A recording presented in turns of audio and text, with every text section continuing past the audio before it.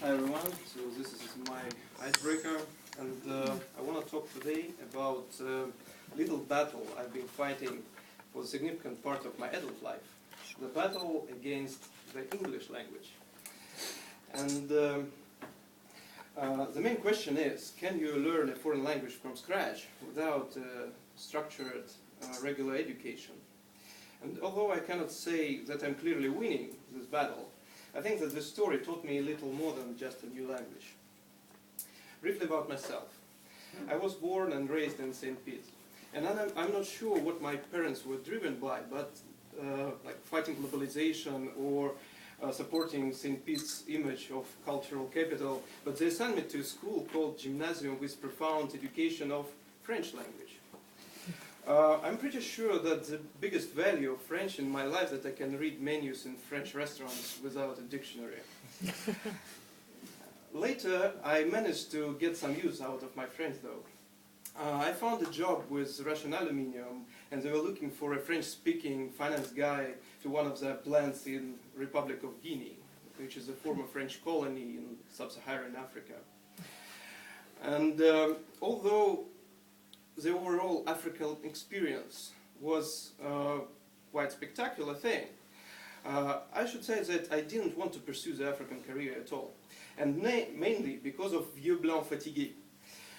Vieux blanc fatigué translates from French as a tired, white, old man, which is a name for expats having worked in Africa for a significant part of their lives, who have lost their connections and ties with the rest of the world and cannot come back.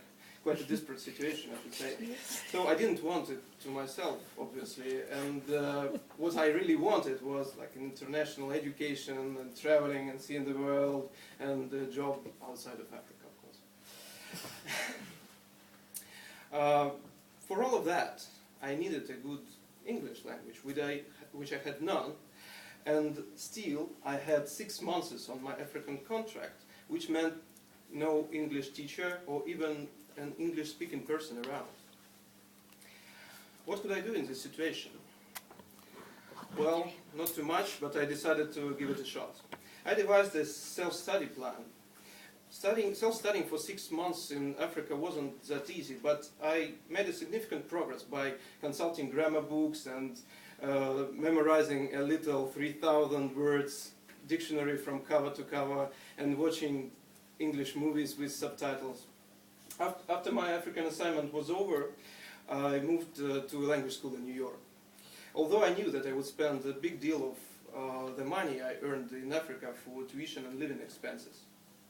For 6 months in the US, by the way. On top of the school, I tried to use every opportunity to communicate in English. I interned in a publishing house and enrolled in a photography class and avoided the comfort of fraternizing with Russian-speaking students.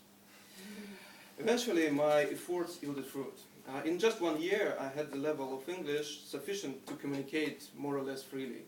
The only problem seemed impossible for me to rectify was the heavy Russian accent. When I came back to Russia, I already had the next target. I wanted the international education, as I said, and namely an MBA degree from an international business school. And I had to continue my battle against the English language.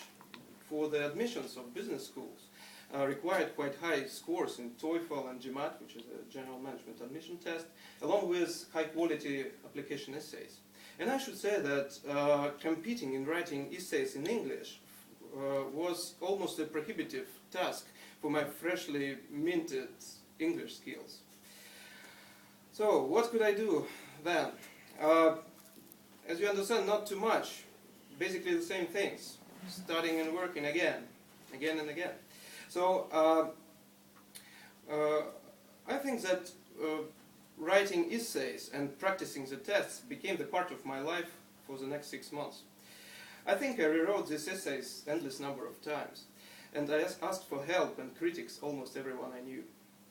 And eventually, finally, to my surprise, I was rewarded, and I was admitted to the business school I wanted. Needless to say that the first months in the business school were a new struggle for my English. But there is no cloud without a silver lining. And I made a great discovery. I discovered that generally people enjoy all sorts of accents in English. For example, have you ever listened to a French speaking English? Their accents are so natural and charming that they're just epic. So I relaxed with my accent too. And now I'm back in Russia, in Moscow, and I was pretty sure that I would not need English anymore. But when I was looking for a place to practice my public speaking, I found Toastmasters and English High again. So to conclude, as I told, this story taught me a little more than just a new language. I've learned that if you have enough motivation and perseverance, there is no impossible tasks. And I wish to everybody, including myself, to be brave enough to sometimes undertake something really challenging, for the reward can be big, and you never know in which form it will come. Thank you very much.